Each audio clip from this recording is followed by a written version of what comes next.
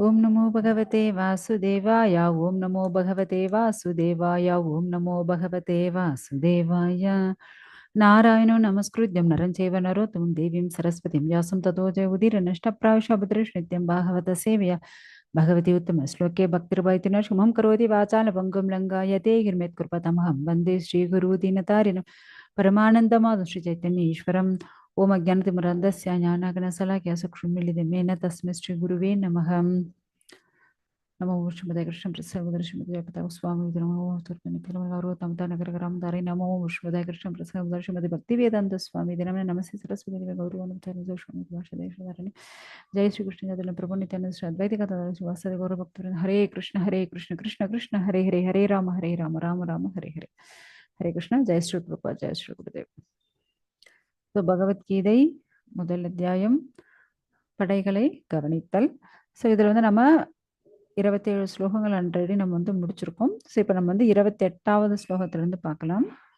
அர்ஜுன உவாச்ச திருஷ்ட்வேமம் ஸ்வஜனம் கிருஷ்ண யுயுத்சும் சமுபஸ்திதம் சீதந்தி மம காத்ராணி முகம் ச பரிசுஷ்யதி. மொழிபெயர்ப்பு.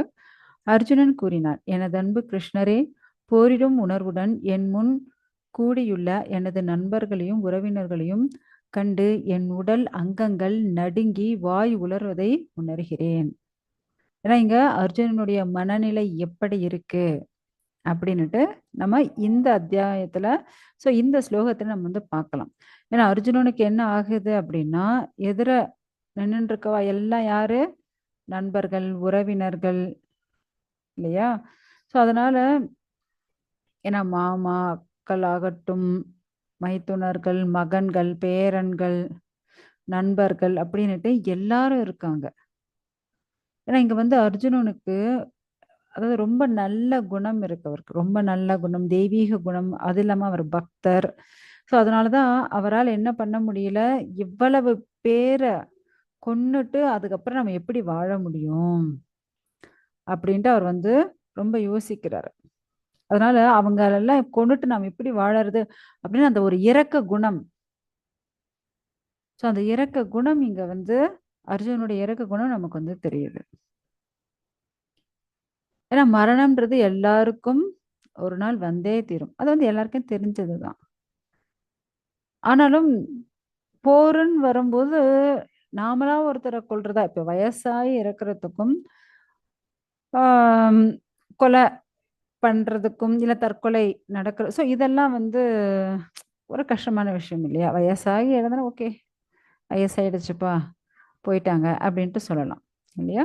ஸோ அதனால அவர் வந்து ரொம்ப நல்ல குணம் கொண்டவர் யாரு? அர்ஜுனன். அதனாலதான் அவருக்கு வந்து இவ்வளவு ஒரு பதட்டமா அவர் வந்து யோசிக்கிறாரு. அவர் உடம்பெல்லாம் அப்படியே நடுங்குது, வாய் உளர்றது, என்ன பண்றதுனே தெரியல அவருக்கு.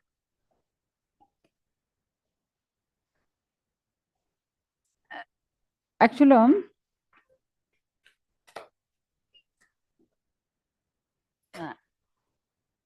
உங்ககிட்ட ஒரு கேள்வி.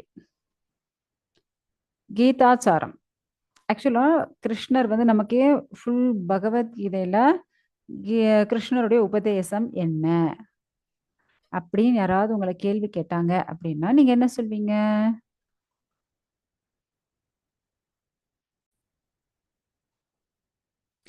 ஹரே கிருஷ்ண மாதாஜி. அனுகூல்யஸ்ய சங்கல்பம் பிரதிகூல்ய விவர்ஜனம். ஒரு நிமிஷம்.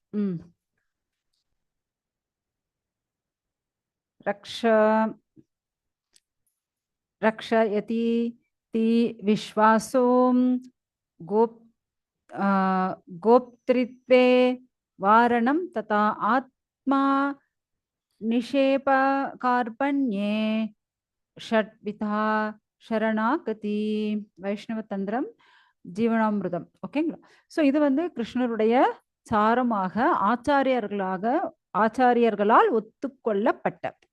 ஸோ இதனுடைய விரிவு என்ன அப்படின்ட்டு நம்ம வந்து ஃபர்ஸ்ட் பார்த்துடலாம். ஃபர்ஸ்ட் என்ன அப்படின்னா அனுகூல்யஸ்ய சங்கல்ப. ஸோ 6 இருக்கு இதுல. ஸோ ஃபர்ஸ்ட் என்ன? அனுகூல்யஸ்ய சங்கல்ப. ஓகே, ஸோ நம்ம வந்து கிருஷ்ணருக்கு சாதகமான விஷயத்தை தான் செய்ய வேண்டும். அதாவது கிருஷ்ணருக்கு என்ன பிடிச்சிருக்கோ, கிருஷ்ணர் என்ன சொல்லியிருக்காரோ, ஸோ கிருஷ்ணர் இதை அக்செப்ட் பண்ணிப்பாரா அப்படின்னு யோசிச்சுட்டு அதற்கு தகுந்ததை தான் செய்யணும். அடுத்தது பிரதிகூல்யஷ விவர்ஜனம். ஸோ கிருஷ்ணருக்கு அதாவது பக்திக்கு பாதகமான இல்லது கிருஷ்ணருக்கு பாதகமானவற்றை நம்ம ஒதுக்க வேண்டும். ஓகேங்களா? இதை செஞ்சோம் அப்படின்னா இது வந்து நம்மளுடைய பக்திக்கு உகந்தது கிடையாது அப்படின்னு எதெல்லாம் சொல்லப்பட்டிருக்கோ அதை நாம் ஒதுக்க வேண்டும். ஸோ ஃபர்ஸ்ட் என்ன, சாதகமான விஷயத்தை ஏற்றுக்கொள்ள வேண்டும். ஸோ பாதகமான விஷயத்தை ஒதுக்க வேண்டும் பக்திக்கு. ஓகேங்களா? மூன்றாவது, கிருஷ்ணர் ரக்ஷதி இது விஸ்வாஸ், கிருஷ்ணர் என்னை காப்பாற்றுவார் அப்படின்ற முழு நம்பிக்கையோட இருக்க வேண்டும். ஓகே, மூன்றாவது. நான்காவது, கோப்திரிஷ்வே வரணம் ததா, ஸோ கிருஷ்ணர் தான் என் எஜமானர் அப்படின்ற முழு நம்பிக்கை நமக்கு வேணும். ஏன்னா அவர் தான், அவருடைய கருணை இல்லைன்னா என்னால் வாழ முடியாதுங்க. ஸோ அவர் தான் என்னுடைய எஜமானர் அப்படின்னு முழு நம்பிக்கை நமக்கு வேணும். ஓகே, அடுத்தது ஆத்ம நிக்ஷேபே. ஆக்சுவலா அதாவது நம்மளை கிருஷ்ணர்கிட்ட ஃபுல்லா ஒப்படைச்சிடணும். கிருஷ்ணன் என்னன்னாலும் பண்ணும், தன்னை முழுமையாக கிருஷ்ணர்கிட்ட ஒப்படைக்கணும். ஓகேங்களா? சரணாகதி பண்றது. அடுத்தது ஆறாவது, கார்பண்யே, எப்பொழுதும் பகவானிடம் பணிவோடும் தாழ்மையோடும் இருக்கணும். ஸோ இது எல்லாமே நம்ம வந்து கிருஷ்ணர்கிட்ட, இதுதான் கிருஷ்ணர் சொன்ன உண்மையான சரணாகதி அப்படின்ட்டு ஆச்சாரியர்களால ஒத்துக்கொள்ளப்பட்ட விஷயம். ஓகேங்களா? ஸோ இது ஆறும் நம்ம வந்து ஃபாலோ பண்ணணும். ஒன்று, பக்திக்கு சாதகமான விஷயத்தை ஏற்றுக்கொள்ள வேண்டும். பக்திக்கு சாதகமா அதாவது பாதகமா இருக்கக்கூடிய ஒதுக்க வேண்டும். ஸோ முழு நம்பிக்கை, கிருஷ்ணர் ரக்ஷதி இது விஸ்வா, ஸோ கிருஷ்ணர் என்னை காப்பாற்றுவார் அப்படின்ற அந்த முழு நம்பிக்கை வேணும். அடுத்தது, கிருஷ்ணர் தான் என் எஜமானர், அவர் என்ன சொல்றாரோ அதை தான் நான் செய்வேன் அப்படின்னுட்டு அதை நம்ம ஃபாலோ பண்ணணும். ஸோ அப்புறம் கிருஷ்ணர் மேல முழு சரணாகதி. அடுத்தது ஆறாவது என்ன, எப்பொழுதும் பகவான்கிட்ட ரொம்பவும் பணிமை, அதாவது ரொம்ப பணிவு. பணிவுனா எப்படி, பணிவுனால பணிவு, அப்படி ஒரு பணிவோட நம்ம வந்து கிருஷ்ணர்கிட்ட இருக்கணும், மற்றவங்க கிட்ட இல்லை. ஓகேங்களா? ஸோ இப்படிதான் நம்ம வந்து இருக்கணும். ஸோ இப்படி நாம இருந்தோம் அப்படின்னா, ஹரே கிருஷ்ணா. என்ன மெசேஜ்? ஓகே, ஸோ இதுதான் வந்து கீதாச்சாரம், கிருஷ்ணருடைய உபதேசங்கள். ஆக்சுவலா இப்ப வந்து நீங்க பாத்தீங்க அப்படின்னா, அர்ஜுனன் வந்து எப்படி என்னுடைய உறவினர்களை கொல்றது. ஆக்சுவலா இப்ப நான் சொல்லக்கூடிய, இப்ப நான் சொன்னேன் இல்லையா, இந்த 6 பாயிண்ட்ஸ், இந்த 6 பாயிண்ட்ஸ் லாஸ்ட்ல சொல்லியிருக்கணும். நான் இப்போ உங்களுக்கு ஃபர்ஸ்டே சொல்லிட்டேன், திரும்ப லாஸ்ட்டுக்கும் சொல்லுவேன், விடுங்க. லாஸ்ட்னா நம்ம பகவத்கீதை முடிக்கும் போது, நீங்க இப்ப இந்த 18 அத்தியாயத்துல என்ன கத்துண்டீங்க அப்படின்னு அப்ப கேட்க வேண்டிய கேள்வி. ஆனா இது நம்ம ஆல்ரெடி ஃபுல் பகவத்கீதை முடிச்சாச்சு. இப்போ செகண்ட் டைம் பண்ணிட்டு இருக்கோம், அதனாலதான் திரும்ப இப்போ கேட்க ஆரம்பிச்சேன் நான். ஓகே, அடுத்தது 29வது ஸ்லோகம். வேப்பதுஷ்ச ஷரீரே மே ரோமஹர்ஷ சஜாயதே காண்டீவம் ஸ்ரம்ஷதே ஹஸ்தாத் த்வக்சைவ பரிதஹ்யதே.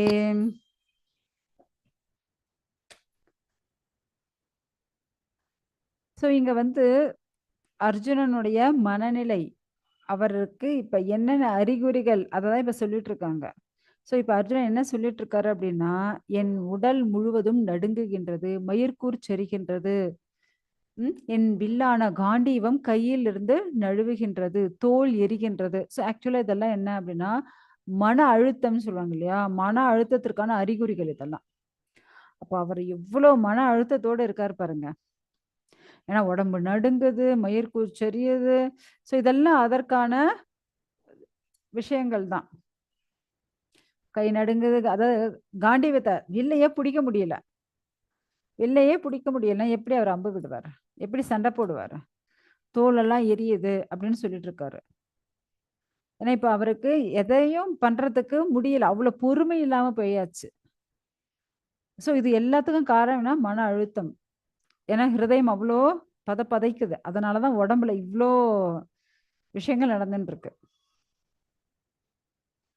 நாச்ச சக்னோம் யவஸ்தாத்தும் பிரமதீவ ச மே மனஹம் நிமித்தானி ச பஷ்யாமி ஷரீ விபரீதானி கேசவம்.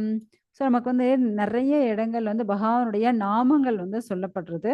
இங்க பாருங்க, கேசவ, அதாவது கேஷின்ற அதாவது அரக்கனை வந்து அழிச்சார் இல்லையா கிருஷ்ணர், அதனால கேசவ அப்படின்ட்டு பெயர். இங்க என்ன சொல்லப்படுறது அப்படின்னா, அர்ஜுனன் என்ன சொல்றாரு? இனியும் என்னால் இங்கு நிற்க முடியாது, என் மனம் குழம்பி என்னையே மறக்கின்றேன். கேசி என்ற அரக்கனை அழித்தவரே கிருஷ்ணரே, கெட்ட சகுனங்களையே நான் காண்கின்றேன். ஏன்னா இப்ப கிருஷ்ணருக்கு என்ன பண்றதுன்னு தெரியல. ஏன்னா அர்ஜுனன் புலம்புறத அப்படியே பார்த்துட்டு இருக்காரு. என்ன பண்ணிட்டு இருக்காரு? ஒரு வீரன், ஒரு நண்பன் என்ன இப்படி பேசிட்டு இருக்காரு? அப்படியே கிருஷ்ணர் பார்த்துட்டு இருக்காரு. பேசுப்பா பேசு, என்னென்ன பேசணுமோ பேசு அப்படின்ட்டு கிருஷ்ணரே பார்த்துட்டு இருக்காரு. அர்ஜுனன் பாட்டி பேசிட்டு இருக்காரு. ஐயோ, எனக்கு வந்து அப்படியே என்னால வில்ல பிடிக்க முடியல, அம்ப பிடிக்க முடியல, நிக்க முடியல, உட்கார முடியல, உடம்பெல்லாம் எரியுது, ஹார்ட் படபட நடிச்சுக்குது, மனம் குழப்பமா இருக்கு. அப்படியே எனக்கு பாக்குறதுக்கு எல்லாமே கட்ட சகுனங்களா வருது. ஏன்னாங்க போர்க்களத்துல நின்னுட்டு என்ன நல்ல சகுனமா கிடைக்கும்? எல்லாம் கட்ட சகுனமா தான் வரும். ஏன்னா இருக்கிறவங்க எல்லாம் கொன்னுட்டா நான் எப்படி இருக்கிறது? ஸோ இப்படிதான் அவர் வந்து கஷ்டப்பட்டுட்டு இருக்காரு. ஏன்னா இந்த உலகத்துல எப்பவுமே நம்ம வந்து சுகமா இருக்க முடியுமா? கிடையாது. ஏன்? ஏன்னா நம்ம இருக்கிறதே என்ன? துக்காலயம், அசாஸ்வதம். ஸோ நிரந்தரம் இல்லாத துக்கங்கள் நிறைந்த உலகம். இந்த உலகத்துல போய் நம்ம சந்தோஷமா இருக்கணும்னு முயற்சி பண்றது முட்டாள்தனம். ஆக்சுவலா ஜெயில் எதுக்கு போடுவாங்க? ஜெயில் எதுக்கு? அவங்களுக்கு பனிஷ்மெண்ட் கொடுக்கறதுக்காக, அவங்க திருந்தணும் அப்படின்னுட்டு. ஜெயில போய் நம்ம சந்தோஷமா இருக்கணும்னு நினைச்சா புத்திசாலித்தனமா முட்டாள்தனமா? கண்டிப்பா முட்டாள்தனம் தான், இல்லையா? ஸோ அது போல இங்க வந்தாச்சு, இங்க இருந்து எப்படி வெளியே போகணும்னு தான் யோசிக்கணுமே தவிர இங்கேயே இன்னும் சௌகரியமா வாழலாமே. ஏன்னா நீங்க பாத்தீங்க அப்படின்னா இப்ப அரசியல்வாதிகள் எல்லாம் இருக்கிறதுக்கான ஒரு ஜெயில் இருக்கும், ஏ கிளாஸ் ஜெயில். எப்படி இருக்கும்? நல்லா பெட்டு, மெத்தை, பெரிய TV, washing machine, fridge, AC எல்லாம் வச்சுருப்பாங்க. A class jail. B class jail அந்த ஒரு ரூமுக்குள்ளேயே ஒரு 10 பேர் இருப்பாங்க, அவ்வளோதான். ஏ கிளாஸ் ஜெயிலில் ஒருத்தர் மட்டும்தான் இருப்பாங்க அவ்வளோ பெரிய ரூமில். ஆனால் அதை விட்டு வெளியே வர முடியாது, அதுக்குள்ளேயே தான் இருப்பாங்க. பி கிளாஸ் ஜெயிலு அந்த ஒரே ரூமுக்குள்ளே 10 பேர் இருப்பாங்க. சி கிளாஸ் ஜெயிலு ஃபுல் இருட்டு ரூமு. ரொம்ப குற்றம் செய்தவர்கள், சொல்கிற பேச்சு கேட்காதவர்கள், அவங்களெல்லாம் தூக்கி அந்த இருட்டு அறைக்குள்ளே போட்டு லாக் பண்ணி வச்சுருவாங்க. ஓகேங்களா? இப்போ சி கிளாஸ் ஜெயிலில் இருக்கிறவன் இந்த இருட்டு ரூமில் இருக்கிறதுக்கு நம்ம பி கிளாஸ்க்கு போகலாமே. அதே பி கிளாஸில் இருக்கிறவங்க, ச்சே இப்போ இத்தனை பேர் இருக்காங்கப்பா இந்த ரூமில், இதை விட்டுட்டு நம்ம ஏ கிளாஸ் ஜெயிலில் இருந்தால் ஜாலியாக நமக்குன்னு ஒரு தனி ரூம் இருக்கும், ஏசி இருக்கும், அப்புறம் ஃப்ரிட்ஜ் இருக்கும், டிவி இருக்கும், ஜாலியாக இருக்கலாமே. ஸோ இது புத்திசாலித்தனமா இல்லைன்னா இந்த ஜெயிலை விட்டு நான் வெளியே போகணும் அப்படின்னு யோசிக்கிறது புத்திசாலித்தனமா? ஏன்னா அவங்க அவங்களுடைய மனநிலைக்கு பொறுத்தது போலதான் அவங்களுடைய எண்ணங்களும் இருக்கும். நீங்க சொல்லுங்க, எது பெஸ்ட்?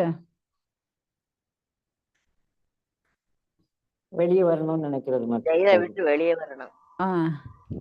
அப்ப அப்ப சி ஏ கிளாஸ் ஜெயிலுக்கு போகணும்னு ஆசை வராதா? எப்படி இருந்தாலும் அது ஜெயில் தானே மாதாஜி. ஏஓ பிஓ சிஓ நம்ம அப்ப ஜெயில விட்டு எஸ்கேப் ஆகணும். ஜெயில இருந்து வெளியே வரணும். ஜெயில இருந்து வெளியே வந்தா போதும், சிறை தண்டனை, அவ்வளவுதான். வேற எதுவும் நமக்கு தேவையில்லை. Very good. ஆக்சுவலா பகவத்கீதை கிளாஸ்க்கு வராங்க அப்படின்னாலே பகவான் அவங்கள தேர்ந்தெடுத்திருக்காரு. ஸோ பகவான் உங்களெல்லாம் ஏன் தேர்ந்தெடுத்திருக்கார் அப்படின்னா, நீங்கெல்லாம் ஒரு பெஸ்டா இருந்திருப்பீங்க. அதனால தான் பகவான் உங்கள தேர்ந்தெடுத்திருக்காரு. ஏன்னா உங்களை எல்லாரையும் இந்த பௌதிகமான ஜெயிலிருந்து விடுவிக்கணும் அப்படின்னு பகவான் நினைக்கிறாரு. அதனால தான் பகவான் உங்களெல்லாம் தேர்ந்தெடுத்திருக்காரு. ஏன்னா எத்தனையோ பேர் இருக்காங்க. எத்தனை பேர் உட்காந்து பகவத்கீதை கிளாஸ் கேட்டுட்டு இருக்காங்க. எத்தனை பேர் உட்காந்து பாகவதம் கிளாஸ் டெய்லி கேட்டுட்டு இருக்காங்க சொல்லுங்க. எல்லாருக்கும் இந்த பாக்கியத்தை வந்து பகவான் கொடுக்க மாட்டாரு. இல்லைங்க, அந்த நேரத்துல நம்ம வந்து பிக்சருக்கு போகலாம், பக்கத்து வீட்டுல கதை பேசலாம், சீரியல் பார்க்கலாம் அப்படின்னு தான் யோசிப்பாங்க. எல்லாரும் வந்து பகவான் என்ன சொல்லியிருக்காரு, பகவான் என்ன உபதேசம் பண்ணியிருக்காரு, அந்த கீதாசாரம் என்ன, இப்ப அர்ஜுனுடைய மனநிலை இப்படி இருக்கே, அப்ப பகவான் என்ன சொல்லி அவரை வந்து சண்டை போட உற்சாகப்படுத்தியிருப்பார், என்ன அறிவுரை கொடுத்திருப்பார், இப்படிலாம் எத்தனை பேர் கேட்குறாங்க? கிடையாது இல்லையா? ஏன்னா இங்க அர்ஜுனன் வந்து போர்க்களத்துல நின்னுட்டு இருக்கார். போர்க்களத்துல நின்னுண்டு நான் வந்து சண்டை போட மாட்டேன். ஏன்னா இப்ப அவரு மனசு உடம்பு எல்லாம் மனசு ஒண்ணு இருந்தா போதுங்க, பலவீனம் அடைஞ்சா போதும். உடம்பும் பலவீனம் அடைஞ்சிரும், நிம்மதி இல்லாம அவரு சண்டையும் போட முடியாது. இப்ப ஒருத்தரா அழிக்கணும்னு நினைச்சுக்கோங்க. எப்படி அழிக்கலாம்? ஆக்சுவலா நமக்கு அழிக்கிறத பத்தி தெரியாதே மாதாஜி. சரி, ஓகே. ஒருத்தருங்க எப்படி பக்திக்கு உருவாக்கலாம்? ஒண்ணு எப்படி அழிக்கிறது, இல்ல ஒருத்தங்க எப்படி பக்தி கொடுக்கறது. இப்ப ரெண்டுக்கான விடையை இப்ப நீங்களே தான் சொல்ல போறீங்க. ஹரே கிருஷ்ணா. சோ முக்கியமா இங்க வந்து என்ன அப்படின்னா, நம்ம நம்பிக்கை ஊற்றுதன் மூலியமாக நமக்கு பக்தி வந்துடும். சோ இப்படி மத்தவங்களுக்கு பகவானை பத்தி சொல்றதன் மூலியமாக அவங்களுக்கு நம்ம நம்பிக்கை கொடுக்கறதன் மூலியமாக அவங்களுக்கு வந்து பக்தி வரும். அதே போல ஒருத்தங்களை எப்படி அழிக்க முடியும் அப்படின்னா, அவங்களுடைய மனசை உடைக்கிற மாதிரி நாம ஏதாவது பேசிட்டோம்னு வச்சுக்கோங்க, அதே நினைச்சு நினைச்சு அவங்க அழிஞ்சிருவாங்க. ஓகேங்களா? சோ அதுதான் இங்க வந்து அர்ஜுனனுக்கு என்ன பிரச்சனை ஏற்பட்டிருக்கு, மனம் உடைஞ்சு போச்சு. ஏன்னா எதிர வெறும் விரோதிகள் மட்டும் இருந்தால் பரவாயில்ல, ஆனா இவருக்கு ரொம்ப பிடிச்ச அவருடைய தாத்தா, குரு, சொந்தம், பந்தம், நண்பர்கள், உற்றார், உறவினர் எல்லாரும் இருக்காங்க. யாரு தவறு செஞ்சாங்களோ அவங்க ஒருத்தர் மட்டும் இருந்தா பிரச்சனை இல்லையே, ஆனா இங்க மொத்த ஜனங்களும் இருக்காங்க. ஏன்னா சின்ன சின்ன பேரன்கள் முதல் கொண்டு இருக்காங்க, மகன்கள், பேரன்கள் இல்லையா? சோ அதை பார்க்கும்போது அவருக்கு வந்து ரொம்ப மனசு வந்து கஷ்டப்படுது. இவ்வளவு பேரையும் நம்ம வந்து அழிக்கணுமா? ஏன்னா தப்பு பண்ண ஒருத்தன், ஆனா அதற்காக இவ்வளவு பேர் இறக்கணுமா அப்படின்னு நினைக்கும் போது அவருக்கு ரொம்ப துக்கத்தை கொடுக்குது. சோ 31வது ஸ்லோகம். நாச்சா ஸ்ரேயோ அனுபஷ்யாமி ஹத்பாஸ்வஜனம் ஆஹவே நா காங்க்ஷே விஜயம் கிருஷ்ணம் நாச்ச ராஜ்யம் சுகானிச்சம். சொந்த உறவினரை இப்போரில் கொள்வதால் என்ன நன்மை வரும் என்பதை என்னால் காண முடியவில்லை. எனது அன்பு கிருஷ்ணரே, இதில் பெறக்கூடிய வெற்றியையோ ராஜ்யத்தையோ இன்பத்தையோ நான் விரும்பவில்லை. ஏன்னா ஆக்சுவலி இவர் வந்து சத்திரியன், பராக்கிரமசாலி, பெரிய வில்லாளி, அது ஒரு பிரச்சனையே இல்லை அவருக்கு சண்டை போடுறது. ஆனா தவறு செஞ்சவ மட்டும் இருந்தா பிரச்சனை இல்லை, ஆனா இங்க வந்து எல்லாரும் இருக்காங்க, நான் இவ்வளவு பேரையும் அழிக்கணுமா? சோ அப்படி ஒரு வெற்றி தேவையா? இவ்வளவு பேரை கொன்னுதான் நான் வெற்றி அடையணுமா? அப்பதான் இந்த ராஜ்யம் கிடைக்குமா? அப்பதான் எனக்கு இன்பம் கிடைக்குமா? ஏன்னா இவர் வந்து எல்லாத்தையும் தன்னுடைய உடல் சம்பந்தமா பார்த்துட்டு இருக்காரு. ஓ, இவர் என்னுடைய தாத்தா, இவர் என்னுடைய குரு, இவர் என்னுடைய உறவினர். சோ இப்படி ஒவ்வொரு உறவுகள் தன்னுடைய உடம்போட வச்சு அவர் வந்து பார்த்துட்டு இருக்கார் இல்லையா? சோ அதனாலதான் இங்க அவருக்கு வந்து துக்கம் ஏற்படுது. நம்ம வந்து எப்ப இப்படி உடம்பு சம்பந்தப்பட்ட நம்ம வந்து பேசுறோமோ அப்பவே நம்ம வந்து அந்த இடத்துல மாட்டிக்குவோம். சோ அது தர்மமா அதர்மமா அதை தான் யோசிக்கணும். இப்ப ஒரு நீதிபதி அவருடைய சொந்த மகனே வந்து அந்த தவறு செஞ்ச ஜெயில இருக்காங்க. இப்ப அவருக்கான நீதியை கொடுக்கணும் நீதிபதி. ஐயோ என் மகனாச்சே, ஆனாலும் அவனுடைய தவறுகள் எல்லாம் விட்டுறலாம், அவனை விடுவிச்சிடலாம் அப்படின்னா அவர் வந்து ஒரு நல்ல நீதிபதி கிடையாது. ஏன்னா அவன் செய்தது சரியா தவறா, தர்மமா இல்லையான்னு பார்க்கணும். சட்டப்பிரகாரம் அது கரெக்டா இல்லையான்னு. ஸோ அது தவறாக இருக்கும் பட்சத்தில் கண்டிப்பா அவர் என்ன பண்ணணும், அவருக்கான கடமையை அவர் செஞ்சுதான் ஆகணும். ஸோ கண்டிப்பா தன்னுடைய மகனுக்கு அவர் தண்டனை கொடுத்துதான் ஆகணும். அது கொடுக்கலாம், அவர் வந்து ஒரு நல்ல நீதிபதி கிடையாது. ஸோ அதே போலதான் எல்லா இடங்கள்லயும் நம்ம வந்து என்னதான் நம்ம சொந்த பந்தமாக இருந்தாலும் அது தர்மமா அதர்மமா அப்படின்ற விஷயத்த நம்ம வந்து பார்த்தே ஆகணும். ஓகேங்களா? ஸோ இப்ப நீங்க பாருங்க, நம்ம எல்லாம் எதுக்காக வந்திருக்கோம்? எதுக்காக இங்க வந்திருக்கோம்? கர்மத்தால தள்ளப்பட்டு வந்திருக்கோம். ஆனா இந்த ஜெயில வந்து நம்ம மாட்டின்னு இருக்கோம். ஆனா கிருஷ்ணர் எதுக்கு இங்க வந்து பிறக்கணும்? அவர் என்ன யாராவது கர்மம் பிடிச்சு தள்ளிச்சா? இல்லையே. ஆனாலும் எதுக்காக அவர் வர்றாரு சொல்லுங்க? எதற்காக வர்றாரு அவரு? நம்மள இந்த ஜெயில இருந்து விடுவிக்கிறதுக்காக தான் அவர் வந்தார். மத்தபடி அவர் வந்து இங்க கஷ்டப்படணும், அவர் வந்து இப்படி ஜெயில பிறக்கணும் அப்படின்னு கிடையவே கிடையாது.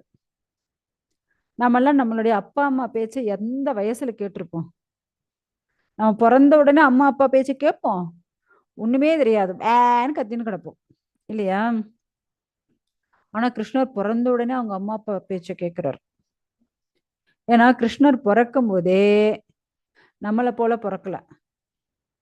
ஏன்னா நாமெல்லாம் எப்படி பிறப்போம்? ட்ரெஸ்ஸே இல்லாம வரும். ஆனா கிருஷ்ணர் வந்து பிறக்கும் போது ஆபரணங்களோட ட்ரெஸ்ஸோட அழகா சிரிச்சுக்கிட்டு அப்படியே பிறக்கிறாரு. முதல்ல நாம அப்படி பிறப்போமா? கிடையாது. ஆபரணங்களோட எங்கேயாவது குழந்தை பிறந்திருக்குன்னு யாராவது சொல்லி கேள்விப்பட்டிருக்குமா? கிடையாது. ட்ரெஸ்ஸோட குழந்தை பிறந்துச்சுன்னு சொல்லியிருப்பாங்களா? கிடையாது.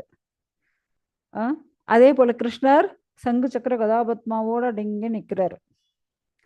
உடனே அவங்க அம்மா சொல்றாங்க, அப்பா நீ வந்து நார்மல் குழந்தையா இரு, இப்படி சங்கு சக்கர கதாபத்மாவோட இருந்தா கண்டிப்பா அவனை கண்டுபிடிச்சிருவாங்க.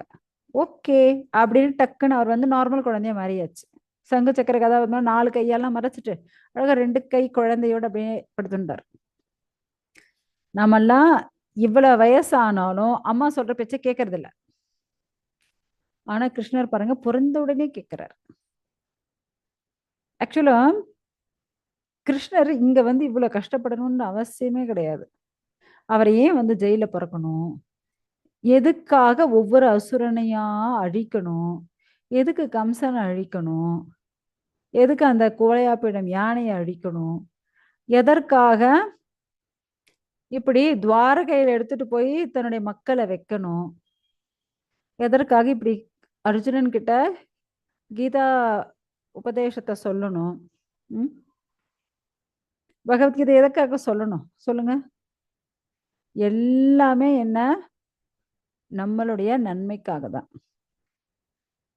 இல்லைன்னா அவர் எதுக்கு வந்து இப்படி கஷ்டப்படணும்னு அவசியம் சொல்லுங்க? ஒண்ணும் இல்ல மாதாஜி, இப்ப ஒரு உதாரணத்துக்கு சொல்றேன். இந்த உதாரணம் உங்களுக்கு பிடிச்சிருந்தா எடுத்துக்கோங்க. ஆக்சுவலா யோசிச்சு பாருங்க, இப்படி ஒரு கருணாமூர்த்தி யாரு? பகவான் தான். அவரை தவிர வேற யாராலும் இதை சரி பண்ணவே முடியாது. ஏன்னா நம்மளுடைய கழிவுகளே நம்மளாலேயே சகிச்சுக்க முடியாது.